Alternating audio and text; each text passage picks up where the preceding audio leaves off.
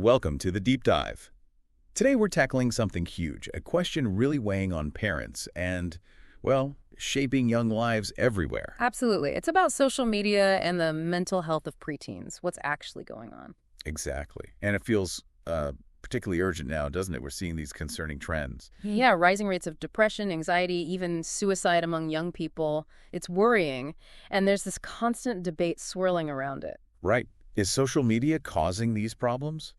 Or is it that kids who are already struggling just, end up spending more time online? That's the core question. And look, we've got some brand new research that seems to dive right into that very point. Really significant stuff. Our main source today is a major study from UC San Francisco, led by Dr. Jason Nagata, published in JAMA Network Open, and it had NIH grant support too. So it's got some weight behind it. And our mission here is really to, well, unpack what this specific research actually found. Cut through the noise a bit.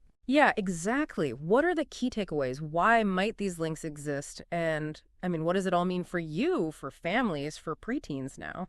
And listeners should know the findings are pretty, well, eye-opening. The source points out something dramatic just in terms of usage increase. Oh, absolutely. They tracked these kids for just 3 years, and in that short time, average daily social media use just exploded. Exploded how? Went from only about 7 minutes a day. 7 minutes, okay. Yeah, to 73 minutes a day on average. Wow, okay, that is a massive leap in just 3 years. And over that same period, what else were they seeing? Well, alongside that jump in screen time, they saw a significant rise in reported depressive symptoms among the very same kids. How significant? It climbed by 35%. 35%. Yeah. Okay, so let's zoom in on the UCSF study itself. Yeah. How do they track this so closely? That seems key. It is. They followed nearly 12,000 children, started when the kids were just 9 or 10 years old. So early preteens. Right. And then they followed up when those same kids reached 12 to 13. And what was it about how they did the study that makes it particularly strong? For getting at that cause or effect thing. Well, the source highlights this crucial detail. It uses within-person longitudinal data. Okay, what does that mean in plain English? Basically, instead of just comparing, say, depressed kids versus non-depressed kids at one moment. Like a snapshot. Exactly. They tracked the changes over time within each individual child. So how did your social media use change, and how did your depressive symptoms change? Ah, okay. So you can see if one thing changes after the other changes within the same person. Precisely. It's incredibly powerful for seeing if changes in social media use are linked to changes in depressive symptoms over time. Got it. So they could really see those shifts within the same kid across those 3 years. What did that level of detail tell them? What was the main conclusion? The main conclusion is, well, quite clear from this data. When these preteens increased their time on social media, their depressive symptoms also rose. Okay. But here's the crucial part, right? What about the other way around? Right, and this is what really speaks to that debate we mentioned. The opposite was not true. Meaning, kids who started out with higher levels of depression did not then go on to spend more time on social platforms later. Wow. Okay, so it's not simply that feeling down makes you scroll more. According to this study's findings, no. This data suggests the increase in time spent online might actually be linked to the development of those depressive symptoms. That really flips the script on one side of that common assumption, doesn't it? It certainly seems to, and Dr. Nagata, the lead researcher, is quoted on this. He essentially says, let me find the exact wording. Here. These findings provide evidence that social media may be contributing to the development of depressive symptoms. That's a pretty direct statement, grounded in their data. It is. He acknowledges the ongoing debate, but says their findings lean towards social media being a contributing factor, not just a reflection of existing issues. Okay, so if the evidence is pointing that way, towards social media potentially driving these symptoms, the immediate question is how? Right. What's the mechanism? Yeah, what could explain that link? Does the source mention prior research on this? It does. While this specific study focused on establishing that link, more use, more symptoms, the sources do mention prior work pointing to things like cyberbullying. Okay, that makes sense. And also disrupted sleep, things that can happen because of social media use or on social media and are known to affect mental health. Right. And speaking of cyberbullying, there was another related study mentioned also by Nagata's team. Yes, published in the Lancet Regional Health Americas. It looked specifically at cyberbullying within the same group of kids, but when they were slightly older, 11 to 12. And what did that study find? The findings were described as chilling. They really are alarming. Kids aged 11 to 12 who said they were cyberbullied. Well, they were found to be 2.62 times more likely. 2.62 times. More likely to report suicidal thoughts or even a suicide attempt 1 year later. That is a huge increase in risk. Over 2.5 times more likely for something so serious, linked directly to being bullied online. It's stark. And it wasn't just mental health risks either. That study also found a link to risky behaviors. Like what? Those same cyberbullied kids.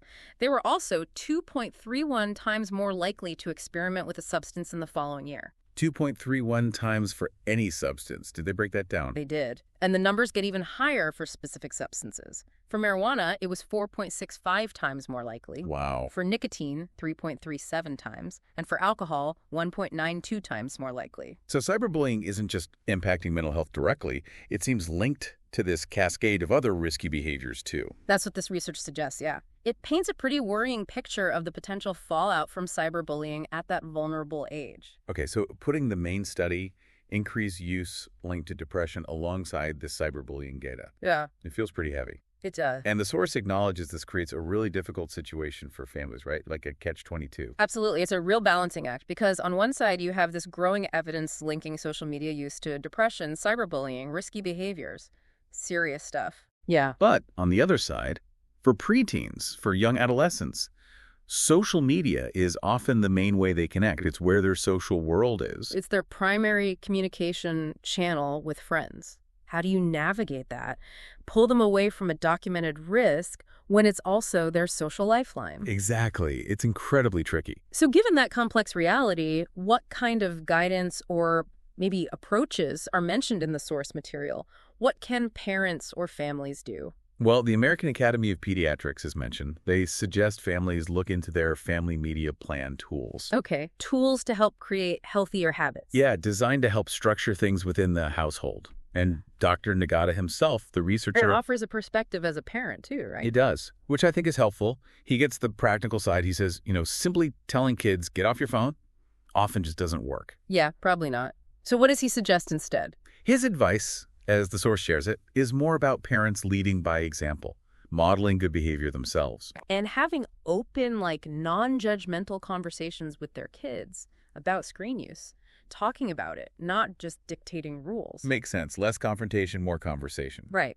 And, importantly, setting screen-free times for the whole family. Not just for the kids. No, for everyone, Okay. during meals or maybe before bed, creating those tech-free zones together. That feels crucial. It becomes a family habit, not a punishment for the kids. Exactly.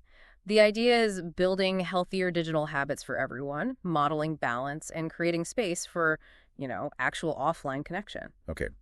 So let's try and summarize the core of what we unpacked in this deep dive today. Yeah.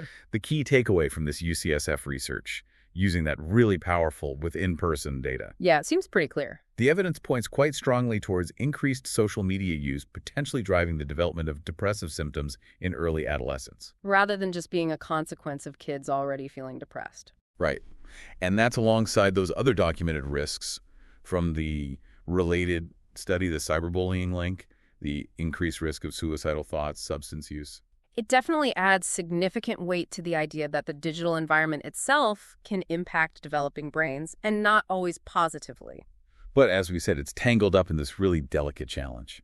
Because social media is so central to connection for young people today, it's not easily dismissed or removed. It really highlights the difficult line parents, educators, maybe even the kids themselves are trying to walk. So as we learn more, and we are learning more all the time about how these digital worlds affect young people, here's something maybe for you, the listener, to think about. How do we navigate this as a society, as families, as individuals? Yeah, how do we effectively handle this dual reality of social media, knowing it's a powerful tool for connection? But also a documented potential risk factor for mental well-being, especially during those really formative preteen and teen years. How do we strike that balance?